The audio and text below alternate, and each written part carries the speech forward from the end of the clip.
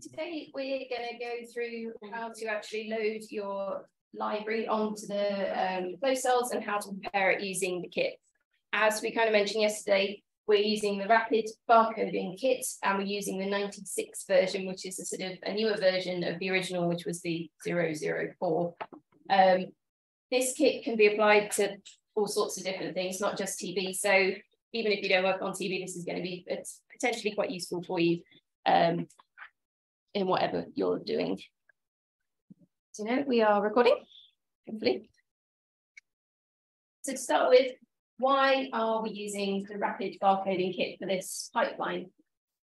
Generally, it's quite quick and it's quite user-friendly. Hopefully we can, today, even with you're all new to it, it should take maybe 2.5 hours to sort of get set up and do it.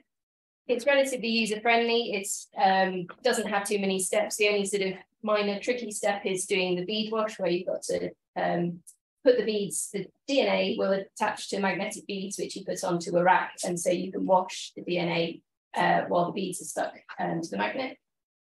And you can also multiplex for up to 96 samples. So 96 samples is generally reserved for sort of smaller amplicons, but if you were running whole genome samples, we generally worked out it's somewhere between 12 and 24. So with TB, because it's a bit more tricky with the whole potential things that are inhibiting the transposase, we would recommend maybe 12 if you've got a good flow cell with a good number of active pores.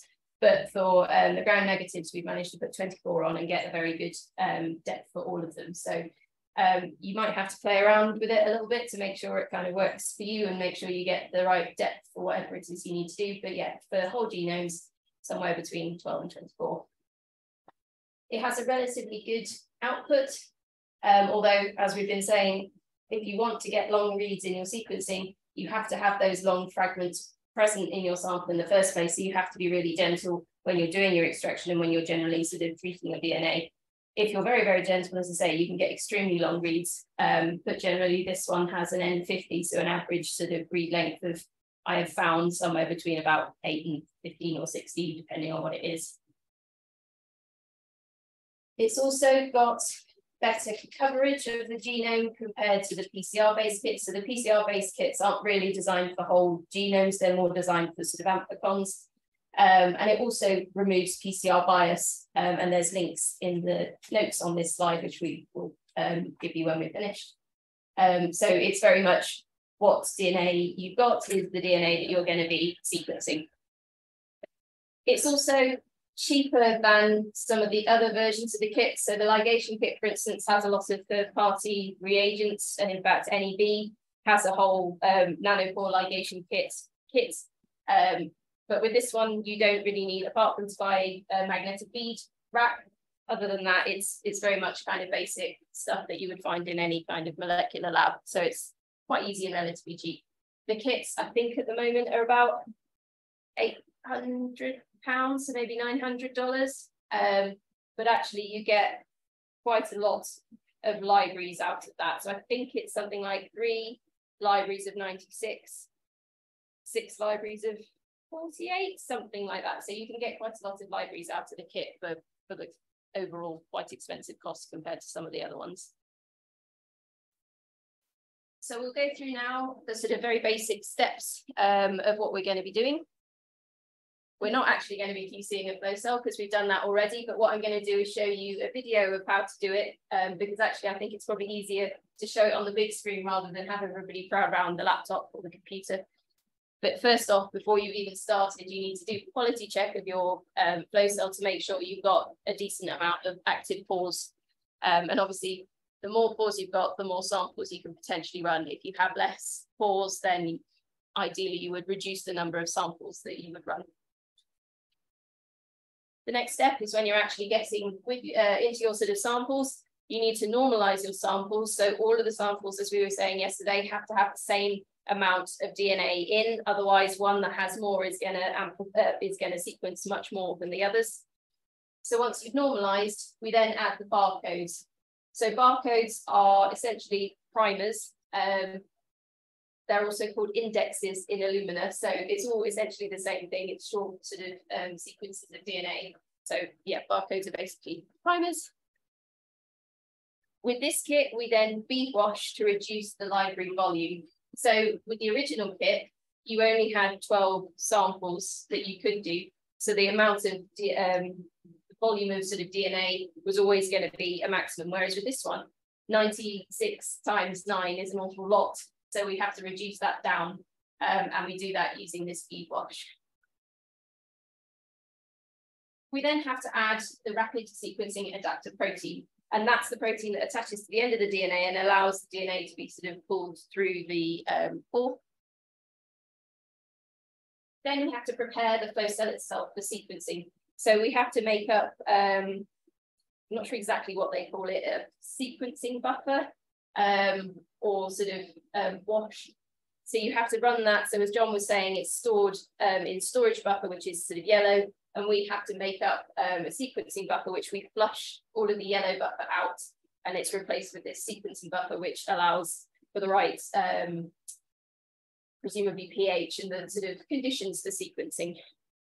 That's the bit that we need to be careful on, because that's the bit where you could potentially introduce bubbles into your flow cell. And if you introduce bubbles and they touch any of the pores, then the pores will automatically die. So you have to be really, really careful not to add any bubbles into the flow cell. And also, if you have a bubble on your sort of the little bit where the pores are, if you push that bubble along, then every pore under that will have died. So even if you get a bubble on there, don't try and push it out, because you might sort of destroy all the bubble, all the pores in that kind of lane. So ideally, don't get bubbles in the first place. And hopefully, we're going to show you how to do it without getting bubbles in. And again, rather than showing you kind of in person, we're going to show you on screen, because we did a video and I've got the camera right on the flow cell, so hopefully it'll be much easier to see.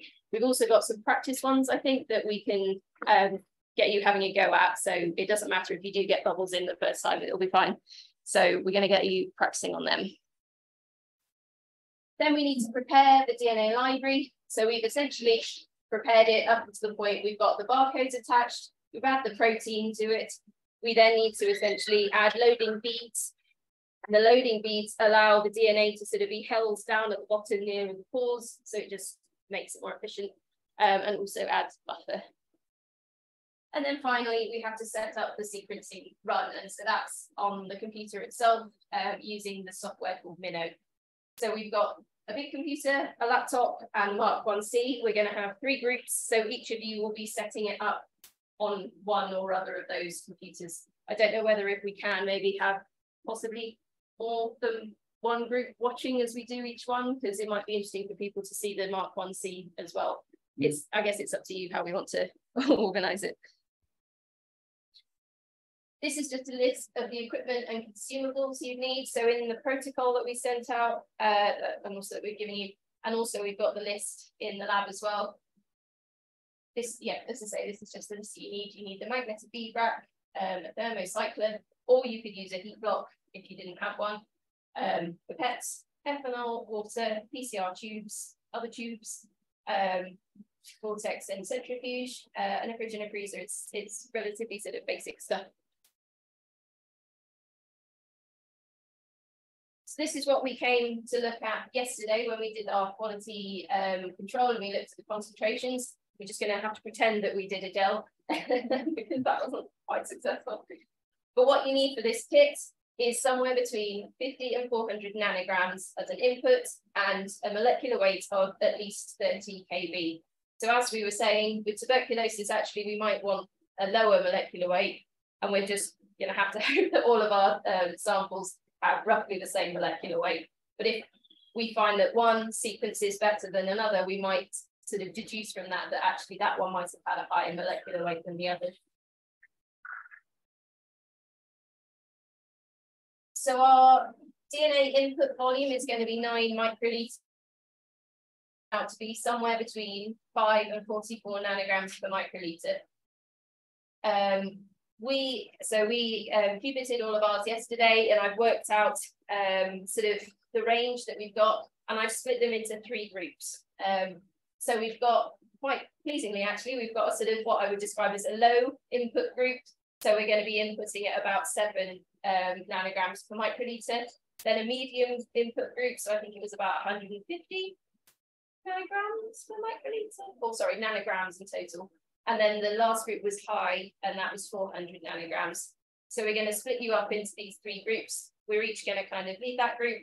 And what we need to do is make sure that we are normalizing for essentially whatever the lowest sample is, because obviously that sample is going to be our cutoff, because that sample can't be any higher.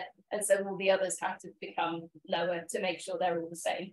So we're going to normalize all of the samples in your group. So you'll each have 6 samples, and all of those samples need to be normalized to the lowest sample in that group. But we will go through that at the end of this presentation. So to QC the flow cell, ideally it should be done within a few days of them arriving at your lab.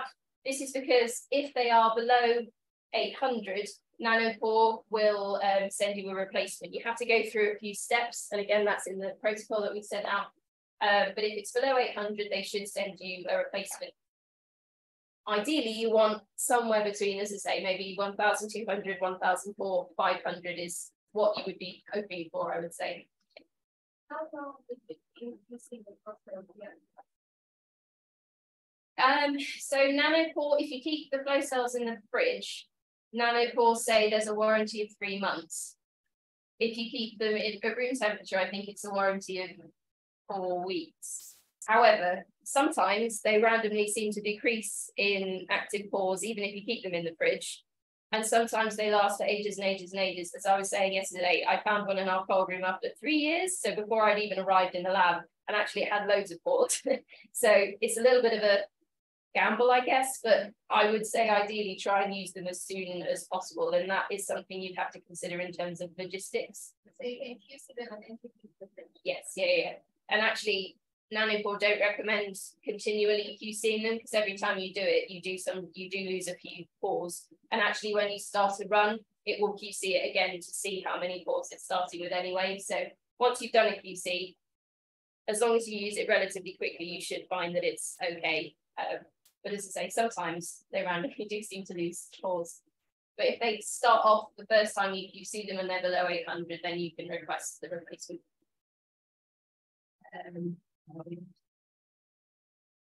Yes, so the more pores you get, the more data in theory you should obtain. Now, this is the video that explains how to do QC.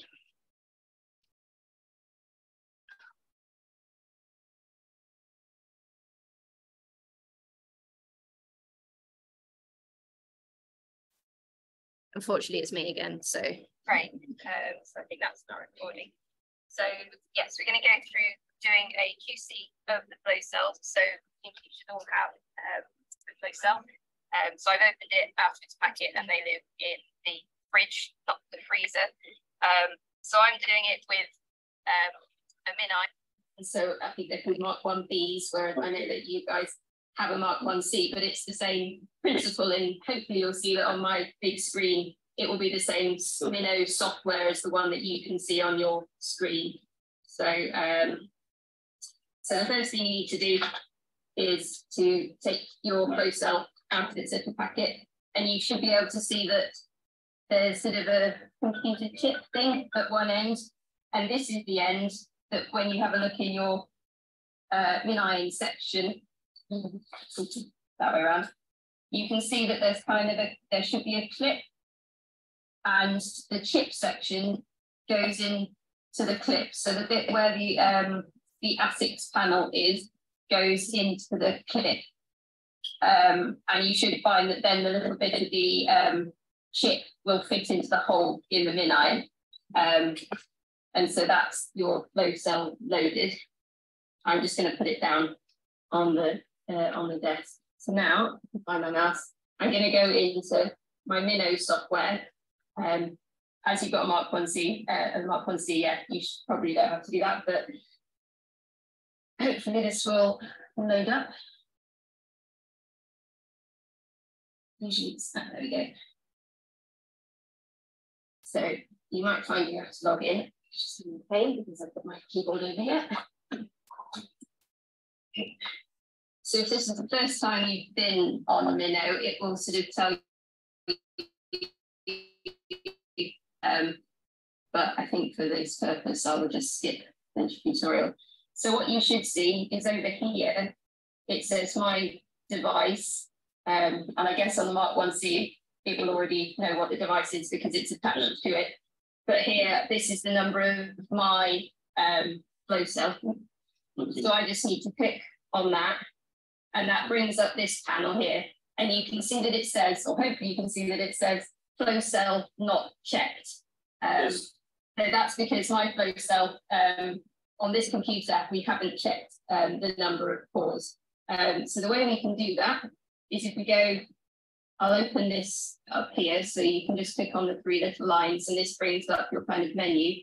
If we go to start, which then brings up this panel here, and we can go to flow cell check, and this brings up the both the MinION and also the flow cell that I've got in the MinION. So that's the flow cell ID there. So that's the number on the flow cell, and that's the type of flow cell. And if I just go down to start, it should hopefully do that, and then say navigating back. And what you'll see here is it's getting to 37 degrees. So it has to be what the Minnow itself and the sort of flow cell folder panel section of your Mark 1C is kind of basically a sort of a heating device, and then the sort of data sort of transfer section.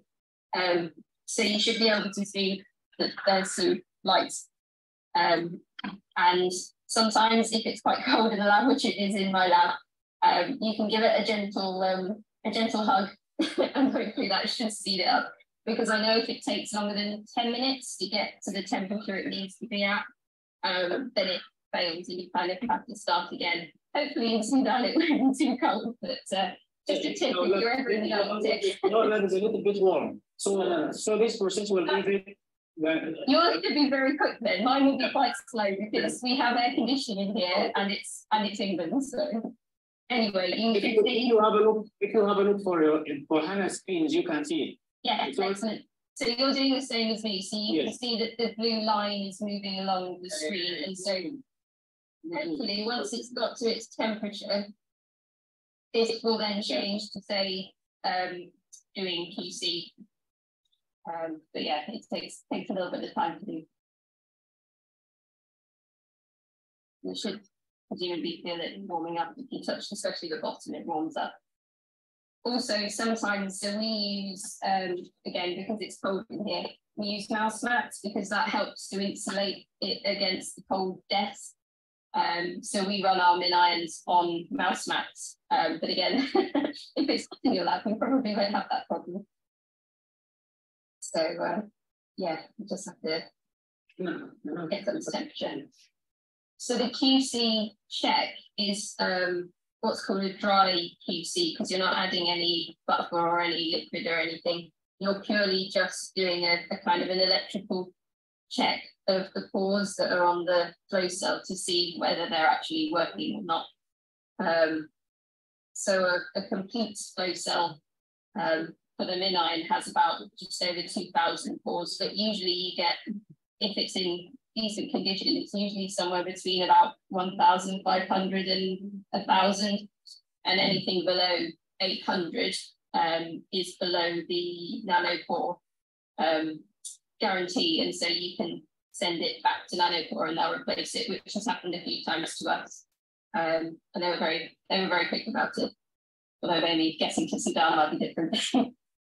So I sometimes find that if I QC, so we've got two computers here, and I find if I QC it on one computer, it doesn't recognize that the flow cell has been QC'd if I do it on the other computer. So you might have to factor that in when you do your run, because the sort of last bit of the protocols when you're loading the flow cells and stuff is quite time precious. It's worth just checking before you start to whether or not your flow cell has been QC'd on the computer that you're planning to use, because I've done that a couple of times and I've assumed it's already QC'd it and it knows it, but it seems to sort of forget after a while. And so then I'm rushing around because it sometimes takes about 15 minutes or so to do it. And so, yeah, it's worth maybe doing it before you start, or at a quiet part of the protocol.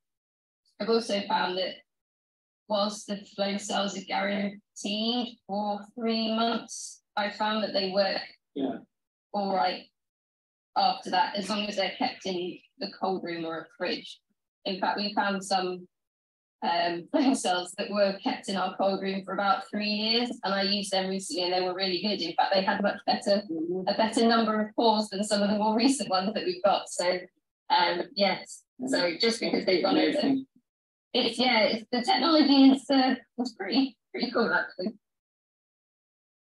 It's the fact that it can make it all the way to all over the world and stay intact and stuff, because the flow cells themselves are very, very clever, very smart piece of engineering. Good. So mine now says checking flow cell. So I can, so I've been hugging it. So you can click on here and that will bring up this channels panel. And so what it does, it should, once it's properly started, you'll see that it starts to check pores. And when it checks the pore and it's active, the pore will go green. There you go, like that. So there are four, from what I understand, there are 4 different sections on a flow cells optics panel, and so it has to do a mux scan 4 times. Usually it shows you the overview, but it may well be because I've made my screen so big you can't see it. But yes, so basically this is the kind of information that you should see. So you've got the same as well now, I can see. So as I say, it takes usually about 10 minutes or so. And when my screen is smaller, it's usually got a sort of a panel up at the top that tells you at what point, what stage you're at. But because I made it bigger so you can see it, it might not be visible. So yeah, if you click through these ways, so this is just telling you how much voltage is going through, and each time it does the scan, you'll see that it peaks. And as I say, this will take, it seems to depend on the power of the computer, because my other computer is less powerful and it takes longer, whereas this one is got 32 gigs of RAM, although it's only a CPU rather than a GPU, but it still seems much quicker. And that just tells you what the temperature is. But hopefully if it's running, you shouldn't need to worry about the temperature, because usually once it's going, it's fine. So you can click on this as well, and it will give you more information about the pores, and it should bring up there you go. Linzy, would you please have a look for HANA device, for HANA screen? We already finished our quality check and we found like 7 pores. Okay. It's less than 800. So yeah, so basically that just continues onwards until it's finished checking all of the different sections, and then it will come up and give you an overall score, which looks like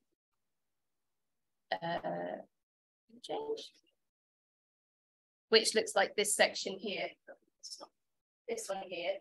So if you can just about see it, so it's ready for sequencing. This one's got 1,668 pores, so that's a good one.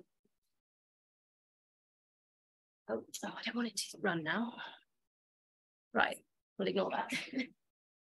So the Rapid Barcoding Kit itself, what do you get in the box? So these plates, you get 3 plates in the box, and these 9612 plates have your primers in, or your barcodes in. So you can, as I say, you can run a 96 sample library up to 3 times. We've also got flush buffer and flush tether, which you combine to make your sequencing buffer that flushes out the storage buffer. Those brown tubes are the magnetic beads. You've then got, so the one in green is the rapid adaptor. So that's the protein that you attach once you've added your barcodes. And then the other things are the loading beads and the sequencing buffer that you add to your final library when you are about to load it.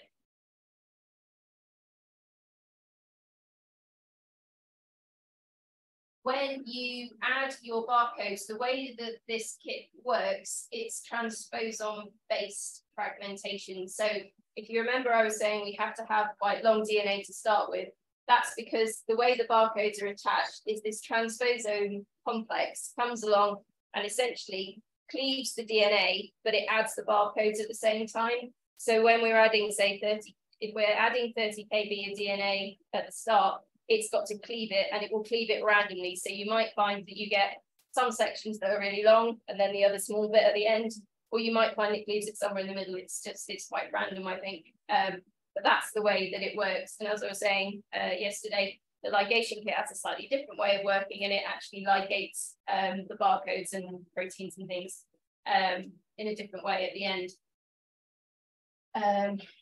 There are not 12 unique barcodes, there are 96 unique barcodes in this kit. And you attach them by putting it in the heat block at 80 degrees and 30 degrees, and that allows the transposon to go along, break the DNA, add the barcodes, and as you can see, it then attaches the adapters. These barcodes are unique, so as I say, there's 96 unique barcodes, and that means that if you're running Guppy at the same time and it's base calling it, it can then also identify the barcodes, and you get that histogram, as I say, of the different barcodes, and you can work out how many reads are coming out of each of your samples. We then have to do the bead wash because, as I say, the volume needs to be reduced down to the sort of working volume, which I think is about 10 microliters. So obviously 96 times 9 is way more than we need. So we need to reduce that down. And as I say, the DNA binds to the beads, and then the beads stick to the magnet. And that means you can remove any of the liquid that's in the tube and wash the DNA with ethanol whilst you're at it, and that means that the DNA is purified and also can then be eluted back into water in a really small volume, and that's what you need at the end for your library preparation. Once the samples are cooled and you've washed them with on beads, we then add the rapid adaptor protein, and we do this by incubating at room temperature for 5 minutes. And as I say, rapid adaptor just helps to guide the DNA down into the pores. We then need to prepare the flow cell. So this is the flush tether and the flush buffer. We need to combine the two. So with flush tether, I think it's 30 microliters, and the flush buffer, in this kit, it's about just over 1 mil. So you combine the two, and then you flush out the storage buffer, and that is preparing it for actual sequencing. And as I have said, it is very, very important not to introduce air bubbles, because you run the risk of losing some of your active pores. And if you lose your active pores, then you're going to have a lot less data. I think John went through this yesterday as well, but where the where the buffer or the priming buffer is added is under this priming port, and this bit here just flips out, and then it washes. The flow cell is essentially just a channel. The flow cell is just a channel, and you have to add it there, and it goes all the way through and round. And again, I think I've got a video that is probably going to explain it better than I can, or with people standing around watching. You also have to kind of at the same time prepare the DNA library. So you've got your barcoded DNA, it's got its proteins attached. We then have to mix it with the sequencing buffer and the loading beads and a little bit of water. And this is loaded into the spot-on port on the flow cell. So that's just above the panel where the pores are. So you load them in slightly different ways. With the priming port, it's designed specifically, the hole is designed to fit a P1000 pipette tip in. So you actually physically put the tip in, and that allows the buffer to go through. Whereas when you add the sample, you'll see it's got kind of a little channel down, and you just drip this your sample down onto it. You don't want to press the tip down onto the thing, because again, you might introduce air bubbles. Oh, that way then. So let's have a look at a loading video. Again, sorry, it's me.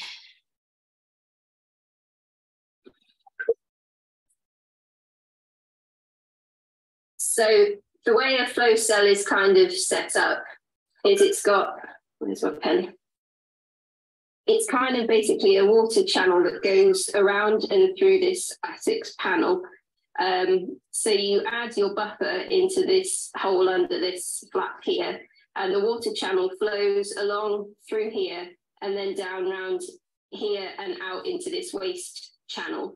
So when you are adding buffer, you have to be very careful. The one kind of main rule of loading a flow cell is not to introduce air bubbles, because if you add air bubbles to here, any part of the surface that has air on it, you will kill the pores and they won't work. So if you have a bubble in a corner and then you don't, it stays in that corner, you'll only destroy the pores in that corner. But if you then push that bubble along through the channel, then you will destroy all of the active pores that bubble has gone across. So if you do find a bubble, it's really important not to try and dislodge it, because you could make things worse. But the best thing is just to not get air bubbles in the first place. So I'm going to hopefully explain how to do that with some things that I've kind of picked up on the way. So what you'll see on yours and also on mine, because these are used ones, is that the panel will have kind of a clear liquid, and it probably also has some beads in it from a previous loading run. But if you have a new one, you'll see that it's much more yellow, and that's the storage buffer that it comes in. So I think you can kind of see the difference if I show you the pair there.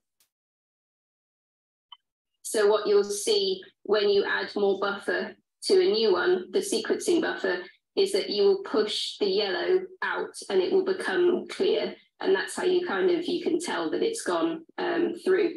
But as I say, the main important thing is to not add bubbles. And the way I do this is to kind of add a few extra kind of precautionary steps just to really make sure that we're not adding any bubbles in. So I'm just using water as this practice test. But when you do the loading for real, you'll make up a sequencing buffer. But as I say, we'll just use water for this practical. So to start with, with the buffer port, so it's called the priming port, and you'll see here that it flicks open like that, so it twists round and there's a little hole underneath. This little hole is designed to fit a P1000 tip, so hopefully you'll see if you put your P1000 tip in that it fits sort of perfectly into that hole. And you should always use a P1000 to load any of your buffer into the flow cell. So because these are old ones, you might find that you have some bubbles already in your sort of channel. But what you should find in new ones is that it's entirely kind of liquid from the entrance hole all the way down and through. But what I tend to do, so whenever you're doing anything with loading buffer into a flow cell, I don't use the plunger. I always use the I think it's called the thumb wheel, because you have much better control over what you're loading in. And if you accidentally plunge a load of air in, then of course you're going to ruin your chip. So I always use the twisty plunger. It does make it a little bit slower, but it does mean you've got a lot better control over the amount of liquid or whatever you put in. So when you load the buffer, we'll kind of do it in the way that you would do it when you actually load a flow cell. So to begin with, you're supposed to add 800 microliters of your buffer to wash out all of the storage solution. But before I load anything, just to make sure that I've got no air within my sort of channel, is I put my tip in and I very gently suck up a small amount of liquid, only a couple of microliters. Hopefully you can kind of see it coming up my tip there. I'll just take a bit more so you can see it. And if you have taken liquid up, you know that there is liquid all the way between the hole and the panel. So you can then just get rid of that liquid. And then you can start to add your 800 microliters of buffer. So you just suck that up as normal. But then again, just to make sure that you're definitely not introducing any air bubbles, by using the wheel, if you just gently make a drop, so hopefully you can see that there, and put the drop over the top of your port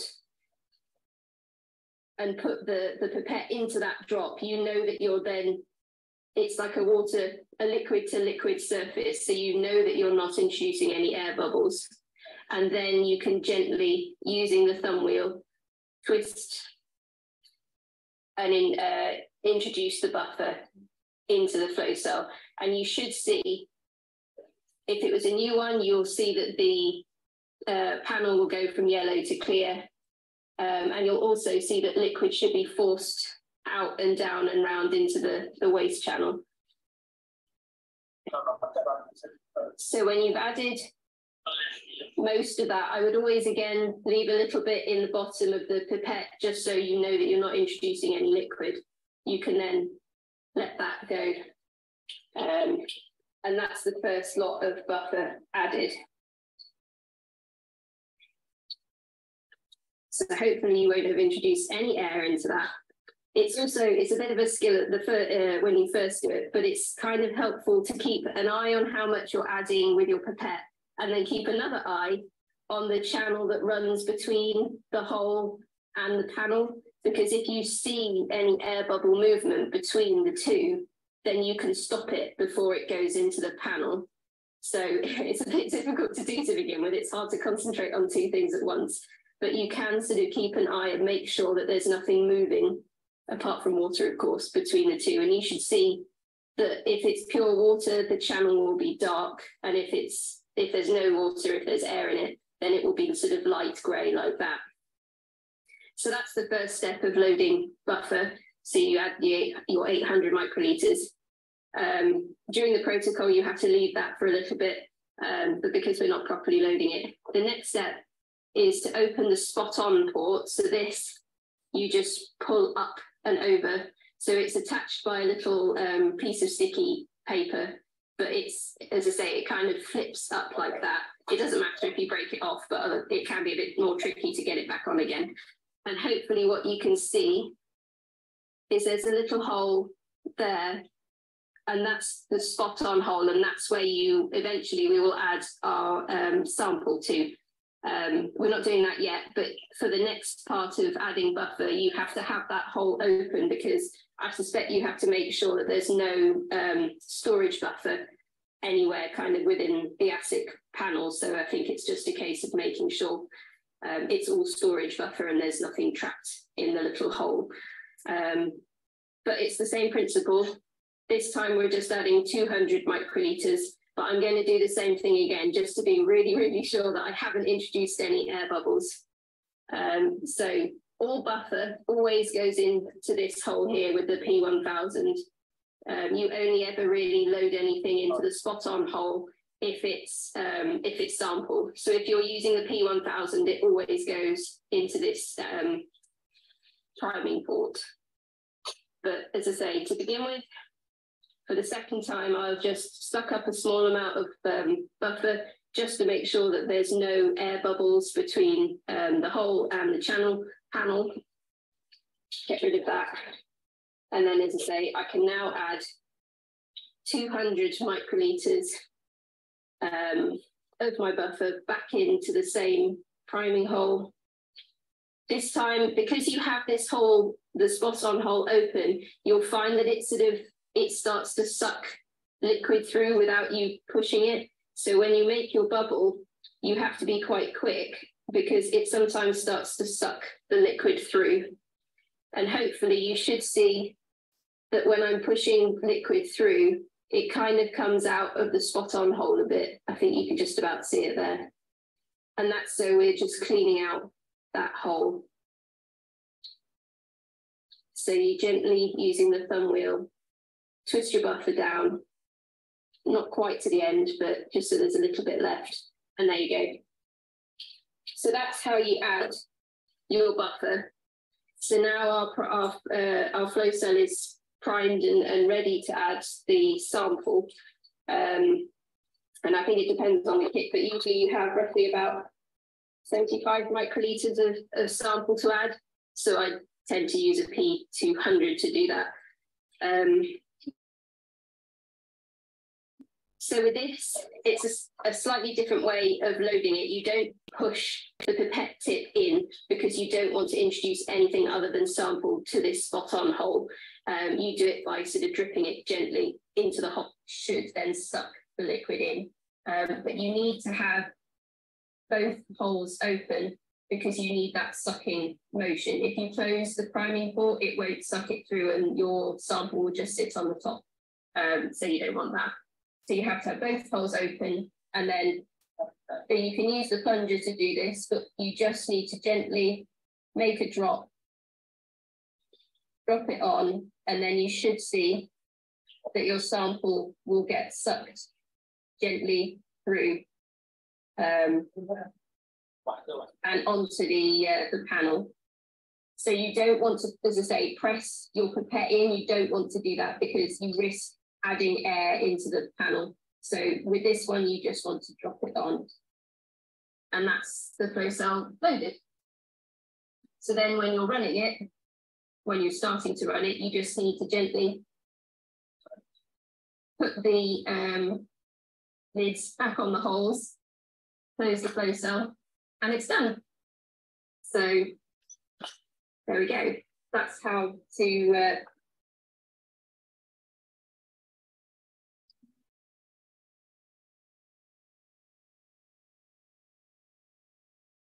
So that's what we're going to have a go at the start. Well, later on this morning, we're going to learn how to do the flushing. So flushing out the buffer. I don't need to play. And also have a go at practicing loading your sample as well. And you'll see that it's a skill you have to kind of get used to, is making sure you don't add that air. So then once you've done that, so you've loaded everything and it's ready to go, it's then a case of putting it into the MinIron, attaching it to the computer, and setting up a sequencing run on Minnow. All of the instructions as to how to do that are in the protocol, but obviously we'll show you as well when we're setting it up. So as I say, we've got two computers and then we've got a Mark 1C. You're more than welcome to watch any one of those being set up, but I guess if you have a Mark 1C, you might want to watch that preferentially, although it's easier to see obviously on the computers. And as we saw in the QC bit, what you'll end up with is this kind of screen. Similarly, it will show you how many active pores or how many pores are actively sequencing. I'm not sure you can see it particularly well here, but there are two different colors of green. So light green, I think, is sequencing. I'll probably read that on there, it's a bit dark. And then, so there are pores that are ready to sequence, pores that are actively sequencing, and pores that are recovering.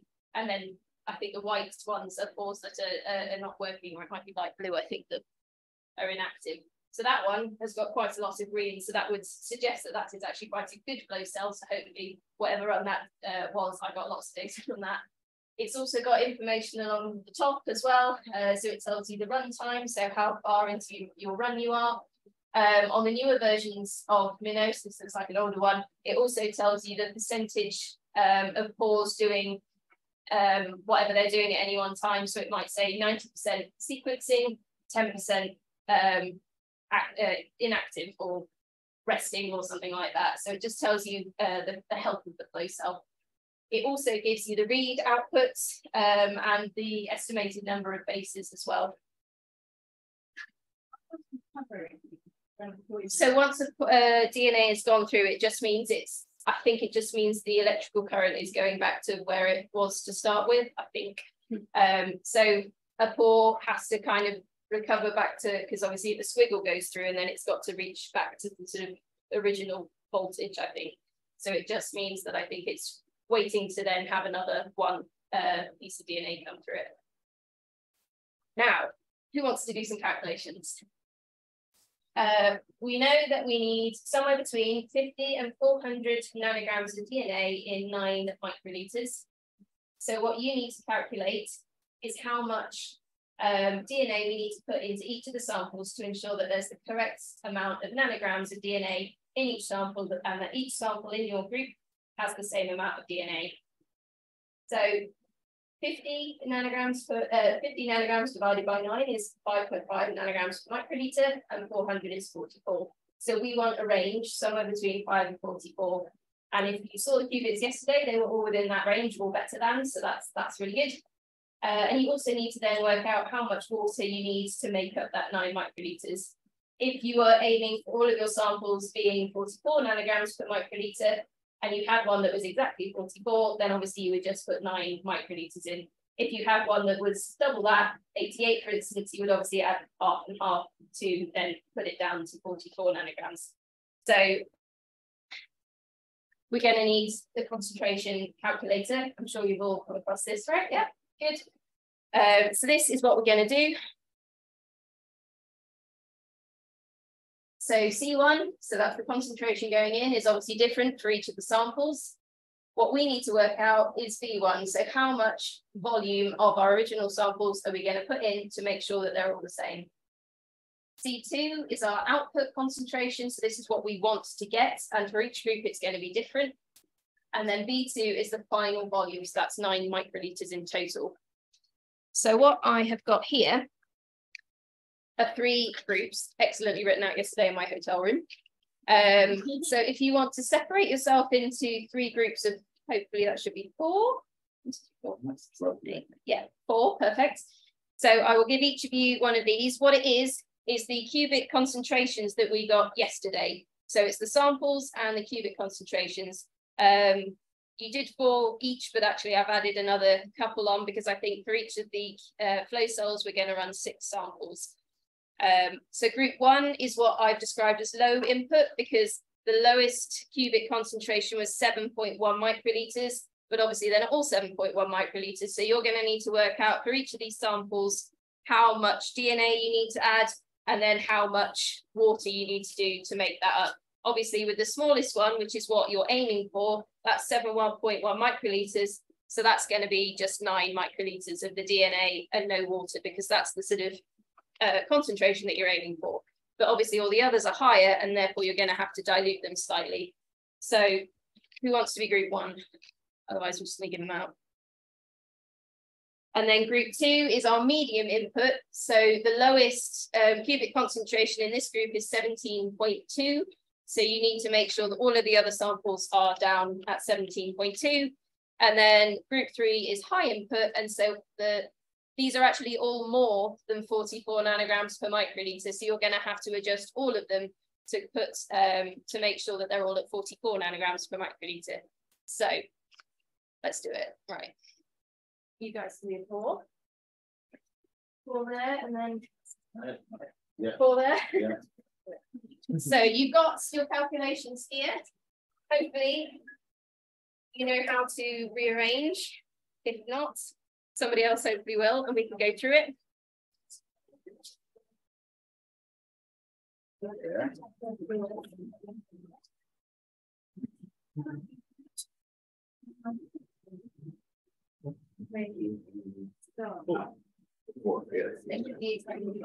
Which is exactly that's all. We all like it. Exactly. We've gender separated. I've set up RPC on your computer. Oh, okay. It needs Java, so just FYI. But it doesn't work, it's because it needs Java. It needs Java. All right. So our lower concentration to 7.1 Right? So if we get 9 microliters of that, 0 water, we have 63 nanograms in total, right? 63 nanograms. Right? Okay. Or even 99. Yes. So the syringe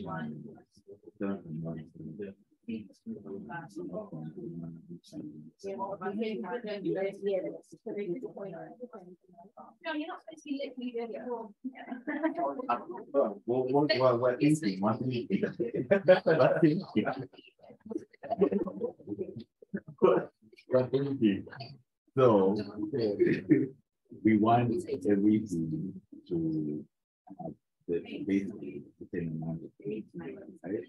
So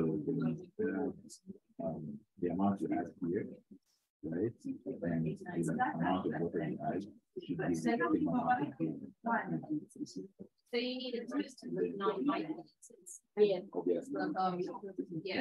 Yeah. So what you put already, that's 17 plus 9, that's already way too much. So do you know how to convert this one?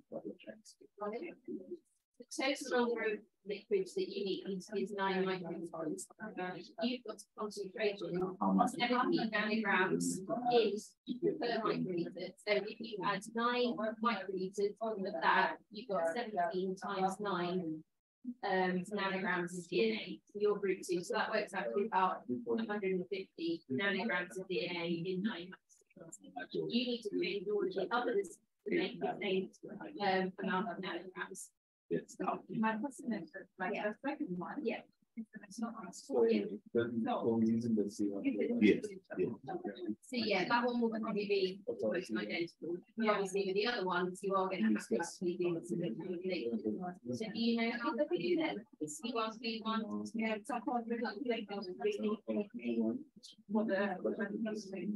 okay. So yeah, so it's a negligible, yeah, so 8.8. Okay, great. So you think that you would put 8.8 microliters of DNA That's the amount of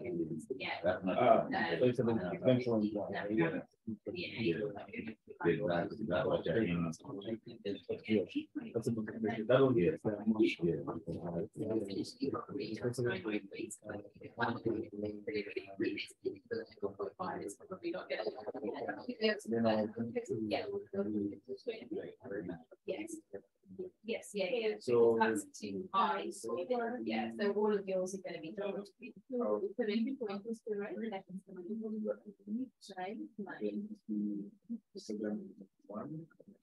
So yeah, your total volume needs to be 9 microliters.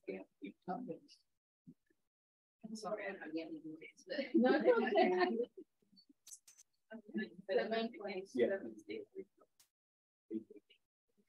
So that's the yeah, so that's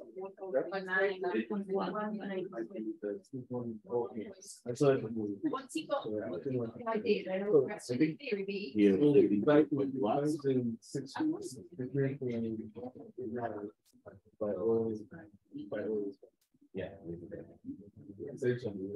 exactly. Because that's what we're trying to do. Exactly. Yeah. So you know the amount of yes.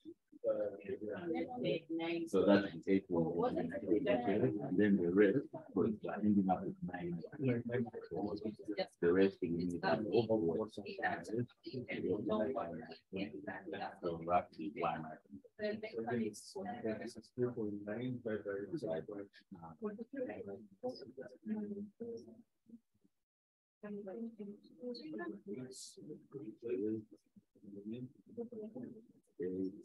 So to make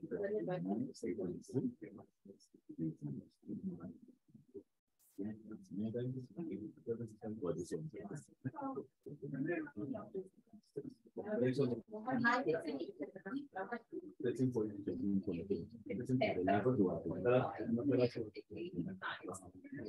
if it's only, yeah, if you round it up, so if it's like 7.45, then I would say that's 7.4. So something that, yeah, obviously useful. Yeah. Yeah. As I say, as long as they're roughly about right, I don't think if you put my creators above and below is going to do too much damage. We finished. We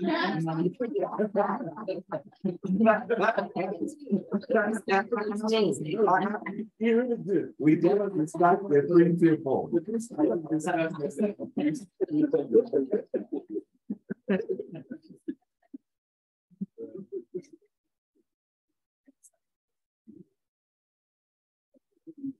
Yeah. So I think everybody's kind of getting there now, aren't you? So hopefully the calculation that you used was this to get your answer.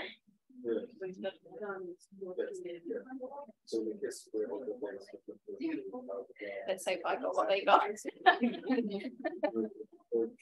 You know, when you sometimes do it automatically on these it's absolutely sure.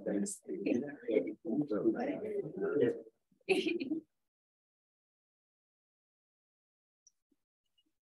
actual fact, I can move that there. So these are just your calculations in the groups that we put you into. How we do with these different concentrations.